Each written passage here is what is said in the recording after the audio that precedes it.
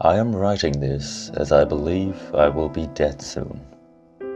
It started a week ago, a cold autumn week, when something came from the soil.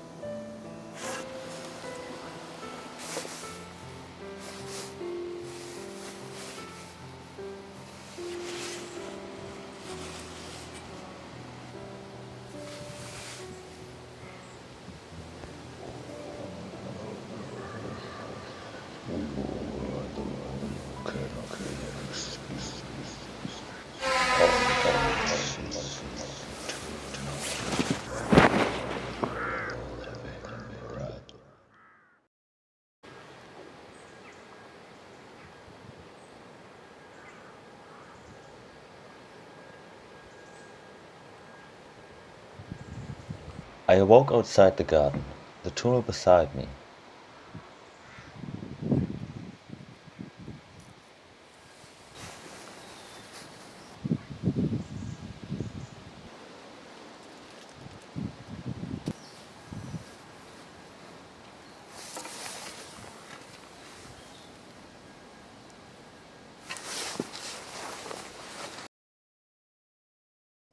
Any time I would tread on that soil ground, the thing would be there. I could feel it, a spirit of vengeance, of resentment, seeking only revenge. It would mutter of a murderer.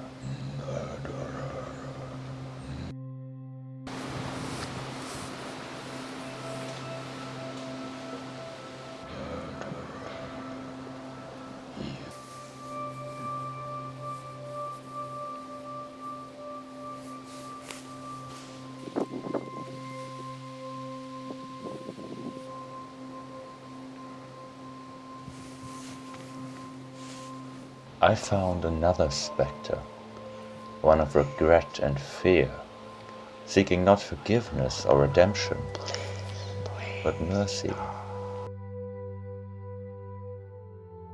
One day I witnessed something important.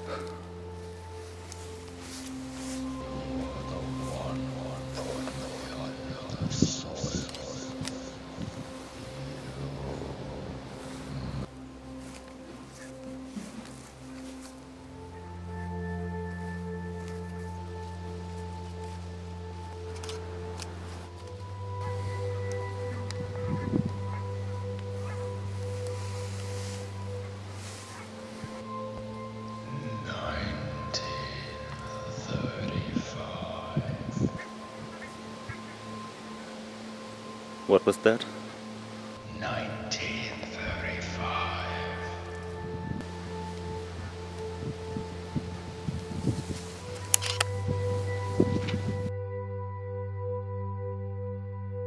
I searched all related happenings in that year, finding nothing of interest. I then searched the antiques of my cellar for anything related to that year and the house, which I had inherited from my great-grandfather after no other relative before me had chosen to set foot on the property. And I ended up finding something indeed.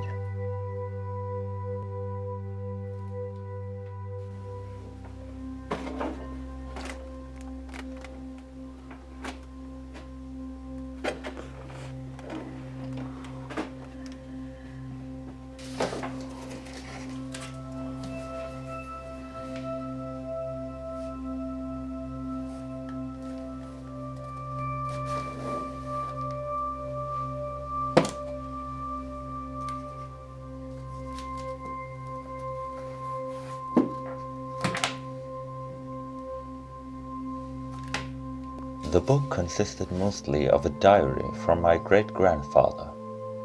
It was fascinating to me, but the majority was unrelated writing concerning the neighborhood at the time. However, the final few entries told of the grief my great-grandfather had felt after he had killed a fellow villager for reasons undefined, using a tool matching the description of the one I have found in the soil of my garden. At last, he writes that he will bury the body as well as the murder weapon on the night of the new moon, in a spot on the property, the location of which he described in great detail. Stuffed between the remaining unused pages were multiple reports and articles concerning the events that followed.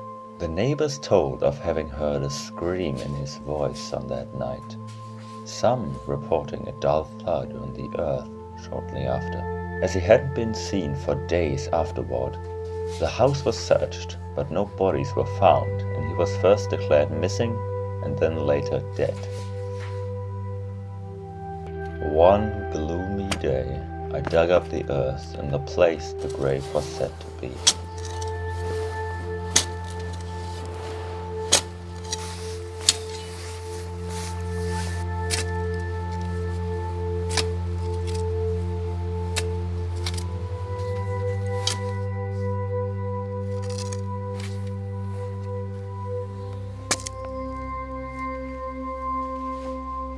I found them both under there, the murderer and his victim. I always knew my great-grandfather's tie wasn't the real one.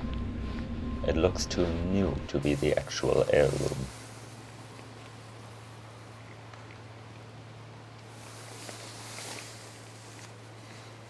My sophisticated guess on the events is as follows. My great-grandfather had committed a murder. But on the night he had planned to bury the possible evidence, something had happened, leaving him in the grave as well, possibly dead. However, the spirit of the mysterious stranger he had killed held onto the soil into which he was laid, and did not let go of the spirit of his killer, leaving them both unable to move on until the wronged could get its revenge. I believe that what is left of my relative is terrified of this happening, for he is certainly destined for an eternity in the very pits of hell. I do not care for this to be, as the dead remain dead and not my affairs, as well as me not barely still being connected to this old, terrible part of my bloodline. I am assured, though, that the vengeful spirit is coming for me, wanting blood of mine to be shed, because I have begun to see it outside the garden, following me.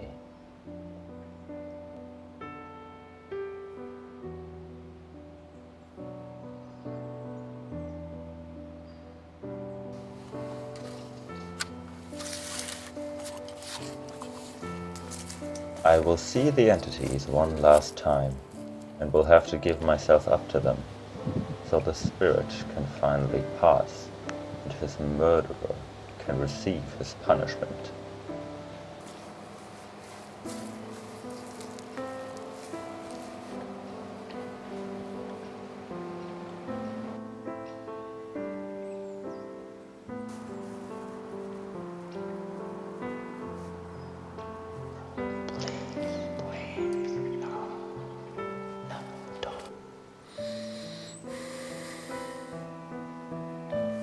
From beginning to end, bloodlines.